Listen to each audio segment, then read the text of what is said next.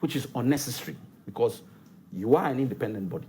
And you stressed on your independence to the point where IPAC itself has become an issue as part of the recommendations. The whole point being that you are independent and nobody can actually tell you what to do or not to do. You can advise, but I don't have to take it sort of issue. And yet at the same time, in the same breath, you are saying, come to IPAC and table it. The two, for me, don't actually match up. In any event, the recommendations involve IPAC. So IPAC cannot sit and judge itself as to whether or not.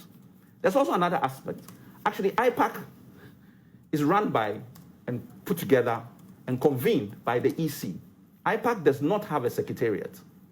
So if you really want to write to IPAC, are you writing IPAC care of the EC, or are you writing to the EC to deal with? The other aspect is that let's not mix independence and public duty.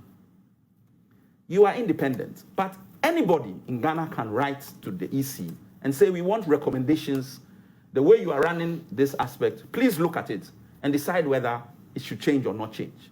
Whether you're a political party, individual, lecturer, civil society organization, if you send in your recommendations, it should be considered, I like to think.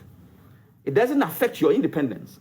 But if there's something in there that is useful, that you can work with, it behoves me, you, according to me, to actually take it on board and see what you can do about it. You don't just say, well, because you have a forum which I think you should go and raise it at, if you don't raise it there, I'm not going to consider it. That is the impression that is coming from the communication. And so that's why I say that their communication process is actually not the best for all these reasons. They could have done it in a way which would have been palatable, as opposed to confrontational with the NDC's position, especially since it's a document of recommendations and the EC has also done its recommendations, etc. The EU. The EC itself has brought recommendations. Who brought the recommendations to the table? The EC itself.